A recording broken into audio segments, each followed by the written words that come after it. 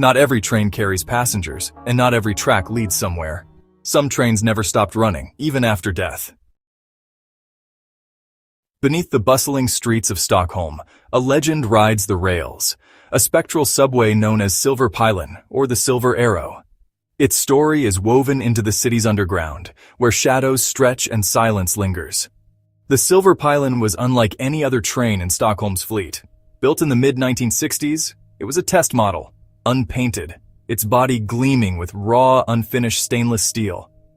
While most trains wore the city's familiar green, Silverpilen reflected only the dim tunnel lights, cold and spectral.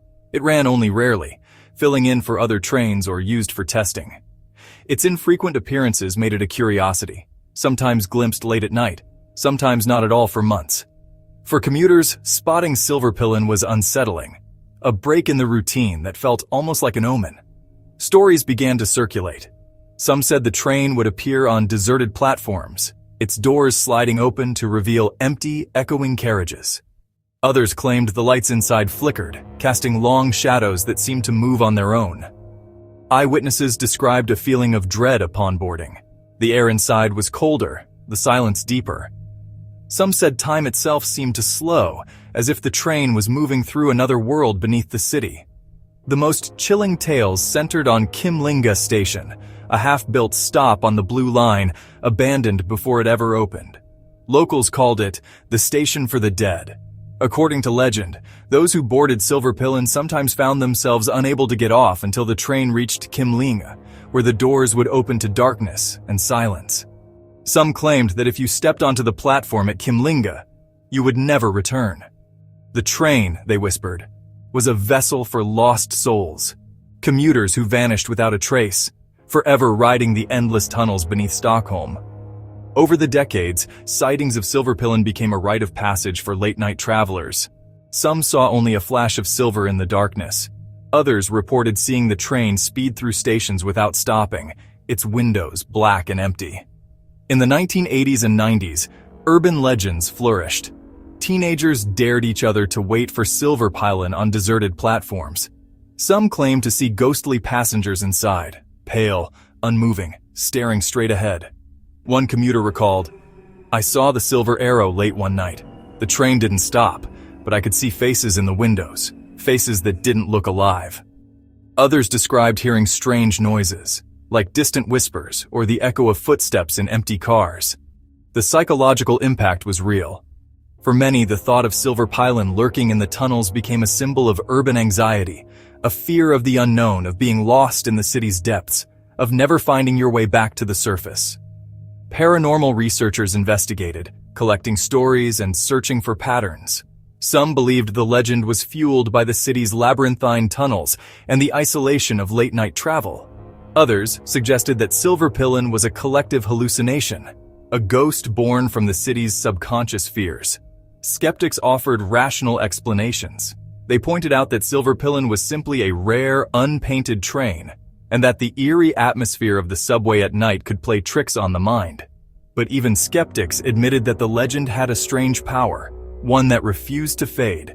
In the 2000s, reports still trickled in. Commuters described seeing a flash of silver in the tunnels or hearing the distant rumble of a train that never arrived. Some even claimed to have boarded Silverpilen, only to find themselves alone, the city outside replaced by endless darkness. The legend of Silverpilen became part of Swedish culture, referenced in books, films, and even art installations. For some, it was a cautionary tale about the dangers of the unknown. For others, it was a symbol of the city's hidden depths, a reminder that even the most familiar places can hold secrets. Kimlinga Station itself became a destination for urban explorers and thrill seekers. They wandered its unfinished platforms, searching for signs of the supernatural, listening for the distant echo of a train that should not exist. Some nights, the city above is quiet, and the tunnels below seem to breathe. In those moments, the legend of Silverpilen feels almost real. A ghost train gliding through the darkness, carrying memories, fears, and the stories of a city that never truly sleeps. And so, the Silver Arrow endures, sometimes seen, sometimes only imagined. It is a phantom of steel and shadow, a story that rides the rails beneath Stockholm, waiting for the next traveler to step aboard. On the vast, windswept prairies of Saskatchewan, the night brings a silence so deep it feels otherworldly. But near the small town of St. Louis, that silence is sometimes broken by a phenomenon that has haunted locals for generations.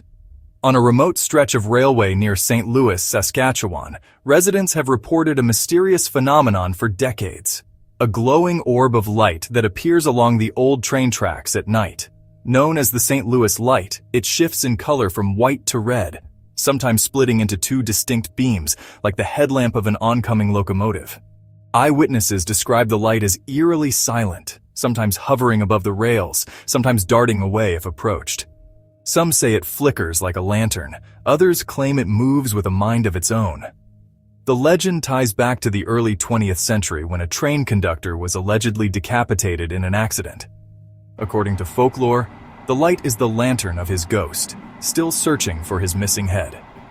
Local tales say that on certain nights, the air grows cold and heavy before the light appears. Some witnesses report feeling watched, as if the past is reaching out through the darkness. Though the tracks were removed long ago, the light continues to appear, defying explanation. Over the years, the phenomenon has become a rite of passage for local teenagers and a source of pride and unease for the community. Some bring cameras, hoping to capture proof. Others come only to watch, in silence, as the light drifts across the empty fields. Scientists have tried to solve the mystery, suggesting it could be refracted car headlights or swamp gas, but experiments haven't fully accounted for the intensity or the persistence of the phenomenon. In the 1980s, university students set up controlled experiments, using cars and lights to try to recreate the effect. Their results were inconclusive. The St. Louis light refused to be explained away. In the 2000s, the light was even featured on Canadian postage stamps as part of national folklore. The legend has inspired documentaries, news stories, and even songs. For many, the St. Louis light is more than a mystery. It's a symbol of the unknown, a reminder that some questions remain unanswered. Locals still gather to watch the glowing specter drift silently through the dark fields, where no train has passed in decades. Some nights, the light appears suddenly, bright and close. Other times, it hovers in the distance, barely visible through the mist. There are stories of people chasing it for hours, only for it to vanish without a trace. One local recalls, "I saw it once as a child. It floated above the tracks, glowing red, then faded into the night. I've never forgotten that feeling, like I'd glimpsed something from another world." Whether ghostly or natural, the St. Louis light endures as one of Canada's most haunting unsolved mysteries. Even today, visitors travel from across Canada, hoping to witness the light for themselves. Some leave disappointed. Others leave changed, convinced they've seen something that cannot be explained. And so, on the edge of the prairie, the legend lives on. The St. Louis light waits for the next traveler, the next skeptic, the next believer, to step into the night and see for themselves what glows beyond the reach of reason. In the spring of 1865, America was a nation in mourning. The Civil War had just ended, but the country was shaken by the assassination of President Abraham Lincoln. News of his death spread like wildfire, casting a shadow over cities and small towns alike. In Washington, D.C., thousands filed past Lincoln's casket, draped in black, as soldiers stood silent guard. The air was thick with grief and disbelief. The decision was made to return Lincoln's body to his home in Springfield, Illinois by train, a journey that would become both a funeral procession and a national pilgrimage. The funeral train, known as the Lincoln Special, departed on April 21, 1865. Its route traced a winding path through 7 states and over 1,600 miles, stopping in 12 major cities and more than 180 towns. At each stop, vast crowds gathered, men, women, and children, many in tears, lining the tracks for hours just to catch a glimpse of the passing train. The train itself was draped in black crepe and adorned with evergreens and flowers. A portrait of Lincoln was displayed on the engine, and inside, his casket was surrounded by honor guards and flickering lanterns. The journey was slow and deliberate, allowing as many Americans as possible to pay their respects. The event was somber and unforgettable, with thousands lining the tracks to mourn. In New York City, more than 150,000 people filed past the casket in a single day. In Cleveland, a thunderstorm could not keep mourners away. In every city, church bells tolled, bands played dirges, and black banners hung from windows and lampposts. Eyewitnesses described the train's passage as haunting. At night, the locomotive's headlamp cut through the fog, and the sound of its whistle echoed across the countryside. Some said the train seemed to move in slow motion, as if time itself had paused to honor the fallen president. Over the years, stories began to circulate. Tales of a ghostly train seen gliding along the old tracks on the anniversary of Lincoln's death. Witnesses claimed to hear the distant whistle, see a black-draped locomotive, and even glimpse spectral figures standing at attention. One account from Albany, New York, tells of a group of railroad workers who saw a spectral train pass by in the early morning mist. They described soldiers in Union uniforms, a casket surrounded by flickering lanterns, and the chilling sensation that time had stopped. Some say that as the ghost train passes, clocks and watches stop, lanterns flicker, and the air grows icy cold. Animals fall silent, and a hush settles over the land, as if the world itself is paying its respects. Some accounts claim clocks and watches stop as the train passes, resuming only once it vanishes. The legend has grown with each generation. In Pennsylvania, families gather by the tracks on April nights, hoping to catch a glimpse of the phantom train.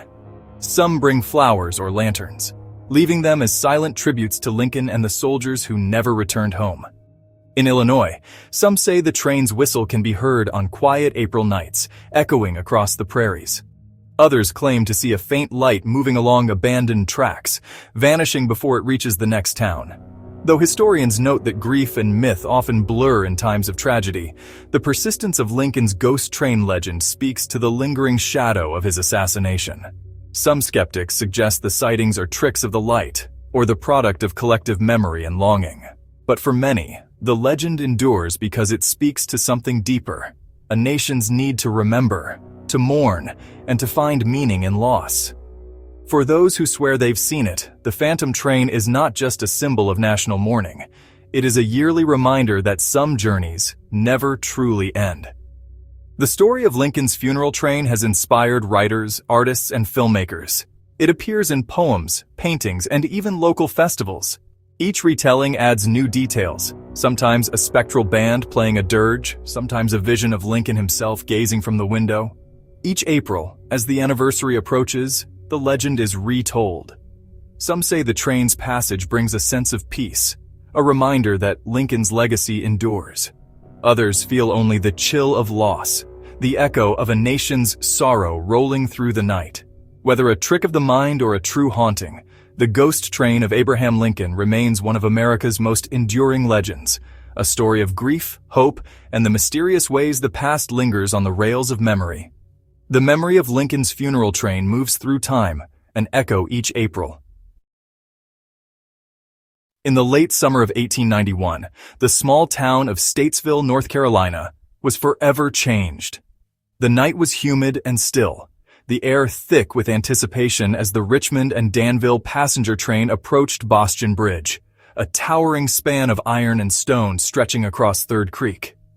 Just after 2:30 a.m. on August 27th, the train, filled with nearly 30 passengers and crew, raced across the bridge at full speed. Without warning, the engine derailed, plunging the locomotive and several cars 60 feet into the rocky creek bed below. The crash was catastrophic. Metal twisted, wood splintered, and the screams of the injured echoed through the darkness. Survivors later described the chaos, passengers thrown from their seats, the sound of rushing water, and the cries for help that faded into the night. More than 20 people lost their lives that night. Men, women, and children. Some were killed instantly, others trapped beneath the wreckage. The townspeople rushed to the scene, lanterns in hand, desperate to save those they could. The aftermath was grim. The dead were laid out along the tracks, their bodies covered with sheets. Survivors, dazed and bloodied, wandered the scene in shock. Newspapers across the country reported on the disaster, and the bridge quickly became a symbol of tragedy. In the days that followed, funerals were held throughout Statesville. The community mourned together, and the names of the victims were etched into local memory. Some survivors spoke of strange dreams and a lingering sense of dread that haunted them for years. Soon after, stories emerged of a phantom train appearing on the anniversary of the crash. The first reports came just a year later. Locals claimed that, on the anniversary, a ghostly train could be heard thundering across the bridge in the dead of night, its whistle echoing through the hills, followed by the screech of brakes and the distant cries of the doomed. Witnesses described hearing the rumble of wheels, the shriek of brakes, and even seeing a full locomotive speeding across the bridge before vanishing into thin air. One eyewitness, a railroad worker, swore he saw lanterns swinging in the darkness and shadowy figures standing along the tracks, faces pale, eyes fixed on the spot where the train had fallen. Others described a sudden chill in the air, as if the past was reaching out through the mist. In 2010, a group of amateur ghost hunters gathered on the bridge on the anniversary of the wreck, hoping to witness the apparition. Over the decades, the legend grew. Each year, thrill seekers, paranormal investigators, and news crews gathered at Bostian Bridge, hoping to catch a glimpse of the phantom train. Some brought cameras and recording equipment, while others simply stood in silence, waiting for the past to return. Tragically, a real train arrived, striking the group and killing one person, blurring the line between legend and reality in the most horrifying way. The 2010 tragedy was a stark reminder of the dangers that still haunt the bridge. The line between legend and reality blurred, and the site's reputation as a place of sorrow deepened. To this day, residents claim that on certain nights, especially around the anniversary, the phantom train still returns, replaying its doomed journey across Bostian Bridge. Some say the haunting is a residual echo, a moment in time replaying itself, year after year. Others believe the spirits of the lost are still searching for peace, their presence felt in the sudden gusts of wind and the low moan of the rails. The legend of the Bostian Bridge ghost train has become part of North Carolina folklore.